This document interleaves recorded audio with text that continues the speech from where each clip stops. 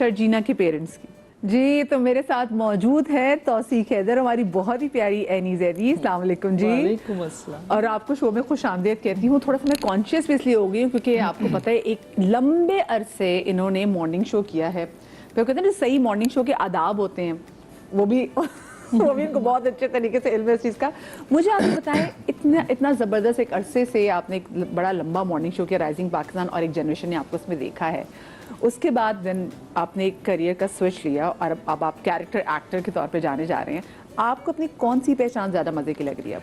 नहीं, मदिया, सबसे पहले तो बहुत बहुत शुक्रिया मधु करने का और सबको सलाम। पहचान तो मेरा ख्याल है शोहरत और पहचान में थोड़ा फ़र्क होता है। अभी भी अगर आप मुझसे पूछें कि मैं किस रोल में अपने आप को ज़्यादा आइडेंटिफाई करता हूँ, तो मेरा ख्याल है वो एंकरिंग वाला जो है वो अंदर से अभी भी वो गुंधा हुआ है। मगर ये जो पहचान एक नई मिली है, इसको मैं बहुत इसका लुत्फ़ उठा रहा हूँ, एंजॉय कर रहा हूँ। बहुत मुनफरद किस्म के तजुर्बात हो रहे हैं सोशल मीडिया पे भी, आम जिंदगी में भी।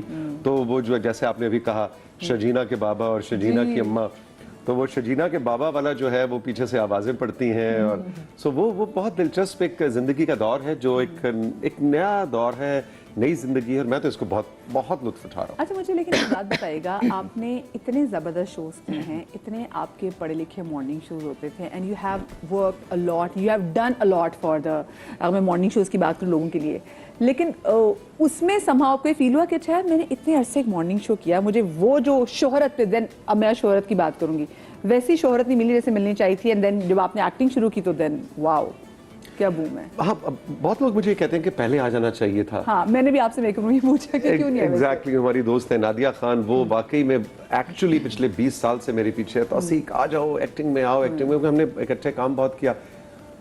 मेरा ये ख्याल है कि हर चीज़ का एक वक्त होता है, और वो उसी वक्त पे उसका चार्म भी वही होता है। मुझे कोई रिग्रेट नहीं है कि मैंने पहले एक्टिंग नहीं की। हाँ, ये मुझे ज़रूर है अंदाज़ा कि अब आगे मैं इसको लुक फॉरवर्ड कर रहा हूँ। पहले मेरा ख्याल था कि बस ये करूँगा, उसके बाद देखूंगा, एक दिन पहले भी बात हो रही थी, लेकिन अब मेरा ख्याल है कि अब मैंने इसको एंजॉय करना शुरू कर दिया। अच्छा, आपने नादिया के साथ प्ले भी किया जिसमें आप हीरो भी आए थे? हाँ, वो तो उस वक्त तो मेरा ख्याल है आप बहुत छोटी होंगी। मैं जनाब, मेरी रिसर्च बड़ी अच्छी है। मेरी रिसर्च अच्छी है क्योंकि आप उस वक्त थी नहीं दुनिया में, इतना मुझे पता है। यार आप कितनी अच्छी बातें करते हैं, मैं कहते हैं प्लीज क्या मैं इसको रोज बुला सकते हैं।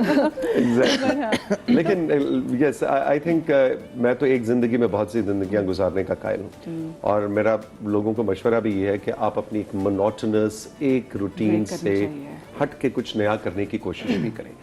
अल्लाह ताला ने, रब ने आपके लिए ये जिंदगी रखी है, इसमें बहुत से डिफरेंट एवेन्यूज़ और अपॉर्चुनिटीज़ हैं जो कई दफ़ा हम डर जाते हैं अननोन में पेनिट्रेट करने।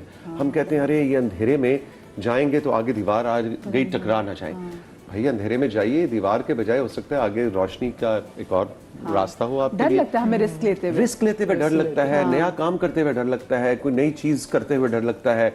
तो मेरा ख्याल है घबराना नहीं चाहिए, एडवेंचर कर। ज़्यादा से ज़्यादा क्या होगा, नहीं चलेगी चीज, या आप कामयाब नहीं होंगे, आप वापस आ जाए अपनी पुरानी जिंदगी में, लेकिन कुछ ना कुछ नया जरूर ट्राई करना चाहिए। मोनोटोनस को ब्रेक करना चाहिए। और आप मुझे बताएं एनी जी, आपने तो जो स्टार्ट ही लिया था वो ऐसा स्टार्ट था कि उस वक्त आई, आते साथ आप छा गई, और वो टाइम था कि जब लोग जो लीड के कैरेक्टर्स को एक झलक देखने के लिए तरसते थे। आपने वो उस फेम को कैसे मैनेज किया? How did you take that fame? हाँ, बिल्कुल नहीं हजम हुआ था। बहुत मुश्किल था, बिकॉज पीटीवी था, और जब मैंने छाँव किया था उस वक्त सारे प्रोविंसेस से ये चैलेंज था कि हर प्रोविंस से एक एक ड्रामा होगा और उसको जज किया जाएगा।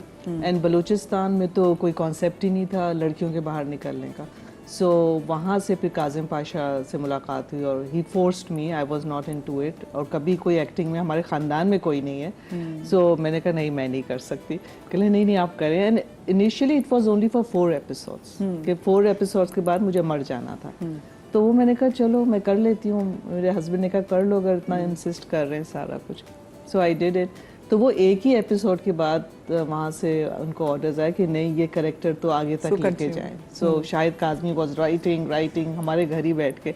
सो वो फिर गया 13 एपिसोड तक। उस जमाने में 13 एपिसोड का एक सीरियल होता था। अच्छा हुआ 4 एपिसोड के बाद नहीं मरी, शर्जीना को इतनी खूबसूरत माँ मिल गई। वाकई। तो वो फिर ऐसा था कि इट वाज सो ओवरवेलमिंग कि यकीन नहीं आता था, ना बाजार निकल सकते थे, ना कहीं जा सकते थे। मैं मरी से वापस भागी आके, इतना क्राउड जमा हो जाता था। तो मुझे वो लाइफ बहुत फिर तो मगरूर हो जाती होगी ना। रिस्ट्रिक्टेड सी लगी मुझे। और फिर हम अमेरिका चले गए and I never looked back.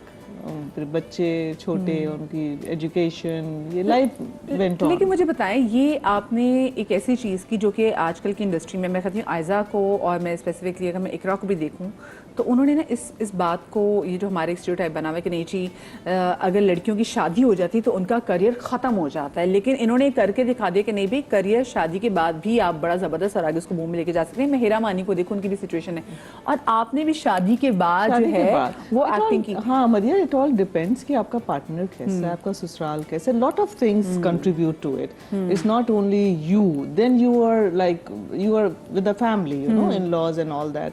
तो वो अगर अंडरस्टैंडिंग है। वैसे कैसा लिया इसको जब आपने, आपके हस्बैंड ने डिस्कस किया था उनके साथ? मेरे इन-लॉज ने तो ऐसा लिया कि मैंने कहा कि लाइक अ बिग गुड बहू, मैंने कहा मैं अपने ससुराल पूछ लूं, हो सकता है मम्मी को एतराज हो। तो मैंने मम्मी को फ़ोन किया, मैंने कहा मम्मी ऐसा है। मम्मी ने कहा अगर टैलेंट है तो गो अहेड, क्योंकि वो खुद भी रेडियो पाकिस्तान पेशावर में रह चुकी है। बट जिनको मैंने सोचा कि बिल्कुल नहीं माइंड करेंगे, वो my mother. I never called her. मैंने कहा अम्मी से क्या पूछना हो, तो यू नो हाँ कहेंगे। उन्होंने तो इतना फस क्रिएट किया जब मेरी ऑन एयर गई, और उन्होंने तो मेरी ऐसी की तैसी कर दी। तो शर्म नहीं आती, हमारे खानदान में कोई नहीं गया था।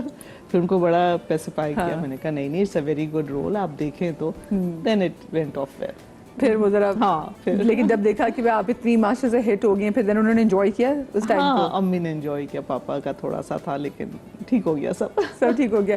अच्छा मुझे बताएं, सुबह उठ के आना, और जो हमारे मॉर्निंग शोज वाले थे, और आपका मॉर्निंग शो सुबह 7:30 बजे, तो वो कभी आपका ऐसा हुआ कि दिल आपकी कहे नहीं मैं सुबह नहीं उठ रहा, कि यार आज नहीं उठने का दिल कर रहा? अच्छा, बड़ी दिलचस्प बात है कि रात में जिस वक्त भी सो, मेरी सुबह 6 बजे आंख खुल जाए, अलार्म लग जाता है। ये कोई क्लॉक है। वो पता नहीं मिथ है या क्या। हमारी क्लॉक होता है। नानी कहा करती थी कि जो बच्चे सुबह अर्ली पैदा होते हैं वो फिर अर्ली उठते हैं। तो मेरा जो पैदाइश का टाइम है, मेरी वालिदा बताती थी, वो 5 बजे सुबह 4:30-5 बजे में पैदा हुआ था। तो अब मेरी 6 बजे आंख खुल जाती है, चाहे मैंने शो करना है नहीं करना, कोई काम। संडे वाले दिन, छुट्टी का दिन, मेरी 6 बजे आंख खुल जाती है, विच इज़ ग्रेट। और मैं तो मॉर्निंग को बहुत एंजॉय करता हूँ। मैं कहता हूँ बदकिस्मत है वो लोग जिन्होंने बहुत अरसे से सूरज तुलू होते नहीं देखा। बिल्कुल। यहाँ तो वैसे काम ही मार्केट्स खुलती है सूरज तुलू होने के बाद। सही है, एग्जैक्टली। और अभी पंजाब की आप बात करें तो स्मॉग इतनी ज्यादा है कि सूरज वैसे ही इतने दिन नजर नहीं आता, लेकिन सनराइज का जो वक्त है वो तो बहुत ही ब्लेस्ड वक्त है, और मैं तो उसको बड़ा एंजॉय करता हूँ। सही। अच्छा मुझे वैसे ये बताएं, एक मॉर्निंग शो होस्ट के लिए ना बड़ा मुश्किल इन अ वे इसलिए होता है कि आपको लोगों को एंटरटेन भी करना है, और पीछे चाहे जो चीज़ें भी चल रही हो, कभी कभी ऑफ कोर्स इंसान है आप, आपके साथ ज़िंदगी में हादसा हो सकते हैं, आपकी फैमिली में कोई ट्रेजेडी हो सकती है, कभी आप किसी मेंटल ट्रॉमा से गुजरे हो, बट स्टिल आपको लोगों के सामने आके 2 घंटे जो बैठना है, आपको उनको एंटरटेन करना है। आपने ऐसा जिक्र छेड़ दिया, 14 अगस्त की फ्लैग होइस्टिंग सेरेमनी मैंने काफ़ी साल की। अब वो एक ऐसा स्टेट फंक्शन होता है जिसमें पूरा पूरे स्टेट का फंक्शन, वो गवर्नमेंट का नहीं, स्टेट का, पूरी रियासत का वो होता है कि 14 अगस्त की फ्लैग होइस्टिंग सेरेमनी। तो मैंने होस्ट करनी थी, पहले भी करता है। तो उसकी बड़ी प्रॉपर एक रिहर्सल होती है, जिसके अंदर झंडा किस वक्त ऊपर जाना है, बिगल किस वक्त बजेगा, वो एक सेकंड कैलकुलेटेड होता है। तो हमेशा वो एक दिन पहले फुल ड्रेस रिहर्सल होती है। तो वो मुझे याद है 2018 की बात है। मेरी वालिदा बहुत बीमार थी, और वो पूरी ड्रेस रिहर्सल करके मैं 1-1:30 बजे घर आया। एक्चुअल इवेंट जो 14 अगस्त था, और 4 बजे मेरे हाथों में मेरी वालिदा का इंतकाल। Oh my God. तो मेरी अम्मी की डेथ हो गई मेरे हाथों में ही, और रिहर्सल करके मैं आया था, और वो सारा पैनिक और वो सारी सिचुएशन। तो पीटीवी और मिनिस्ट्री ऑफ इंफॉर्मेशन फ़ौरन उन्होंने रब्ता किया और अफसोस भी, और उन्होंने कहा कि अब क्या किया जाए।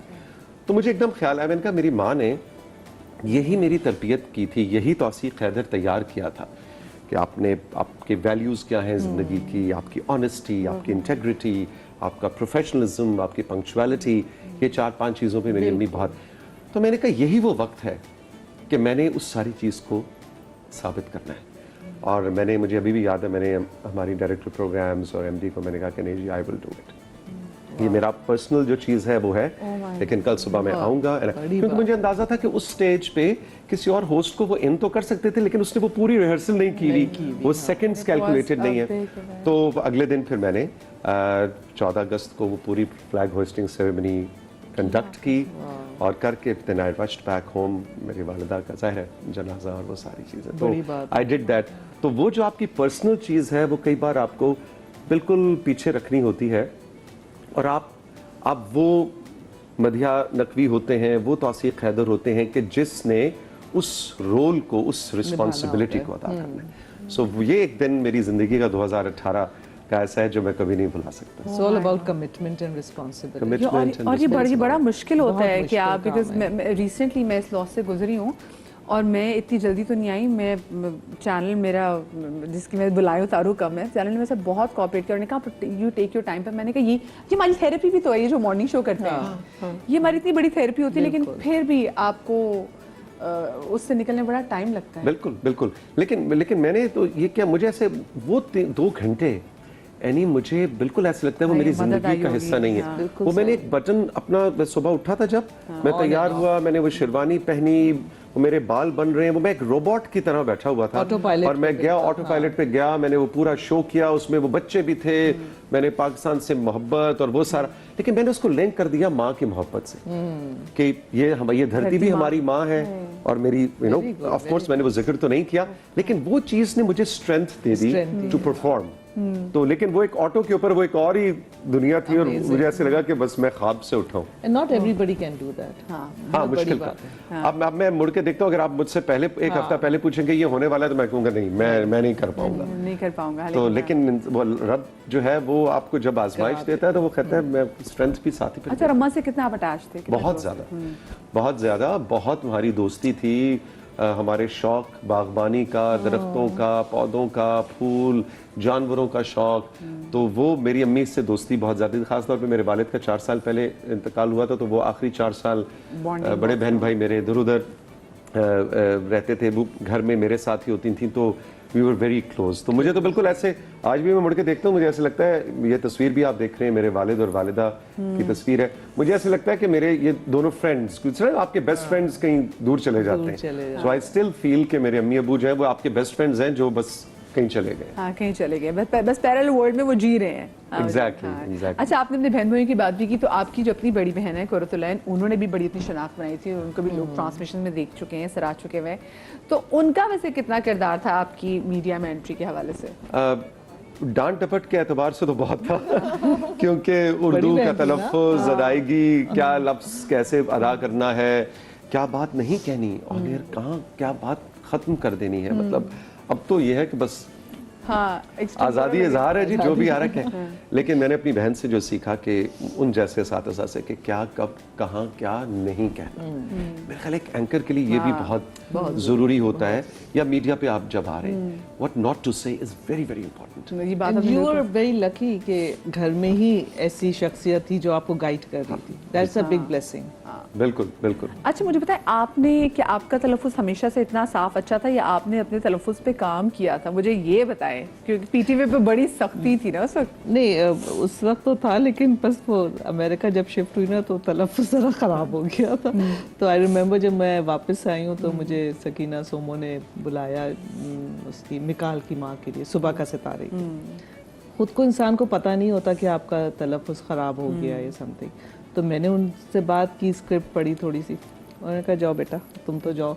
मैंने कहा क्यों? कहते नहीं तुम्हारा र जो है ना वो आ रहा है तुम्हारे तलफ़्फ़ुज़। I said really? फिर मैं गई, मैंने बड़ी प्रैक्टिस करी, बहुत सही किया अपने आप को और अल्लाह का शुक्र है वो इट केम बैक। तो फिर जब मैं गई तो मुझे कहा कि हाँ ठीक है। अभी बीच में मुझे टोका भी उन्होंने काफ़ी दफ़ा था कि नहीं तुम्हारी उर्दू यहाँ गलत है, यहाँ गलत है, लेकिन ठीक हो गया। वापस आना आपको फील्ड में आसान लगा? क्योंकि ऑफ कोर्स जब आप वापस आई थी चीज़ें बहुत ज़्यादा चेंज भी हो गई हैं। चेंज भी हुई थी, लेकिन मुझे नहीं इतना मुश्किल लगा, मुझे नहीं लगा इतना। आई स्विच्ड वेरी कंफर्टेबली और फिर मैंने यहीं से रिज़ाइन दे दिया अपनी यूएसए की जॉब को। और फिर मैंने अब यहीं रहती हूँ मैं, और जाती हूँ हर साल, बच्चों से मिलके वापस आ जाती हूँ। अच्छा मुझे बताइए, जो जॉब को छोड़ना, एक लगी लगाई चीज को छोड़ना, वो कितना मुश्किल होता है, वो भी एक्टिंग के लिए, क्योंकि अभी आपने भी राइजिंग पाकिस्तान छोड़ा है, क्योंकि वो जिसको मैं अरसे से देख रहे हैं। पता है अमेरिका इज लिटिल डिफरेंट।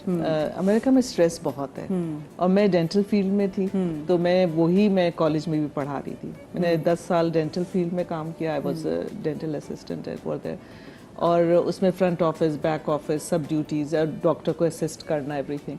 उसके बाद मैं कॉलेज चली गई, कॉलेज में यही सब्जेक्ट पढ़ा रही थी। It was stressful. तो मैं जब यहाँ आई तो मुझे अच्छा लगा, तो मैंने कहा नहीं भाई अब बहुत काम कर लिया, अब रिजाइन कर दो वहाँ से। और आपने जो कितने अरसे बाद जो छोड़ा है, how was it for you?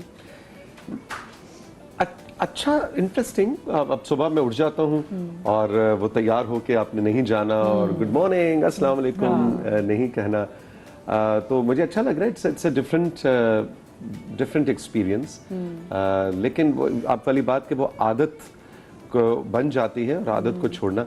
लेकिन अब ये जो आदत बन गई है, ये भी मेरी बड़ी मुझे बड़ी पसंद है। ये वाली तस्वीर जो आपकी रिसर्च टीम ने, It's a beautiful मेरी picture. बहन है और ये उनके बेटे की शादी की तस्वीर। ये जो अमेरिका गए थे आप, उसकी में? नहीं, बहन मेरी इस्लामाबाद में होती अच्छा, है। इस्लाम। ये इतनी हम प्यारी पिक्चर्स, और पिक्चर्स ना बस यादगार रहती थी। It's a very candid picture. अब तो आजकल लोग पोस्ट कर रहे होते हैं कैंडिड पिक्चर्स के लिए।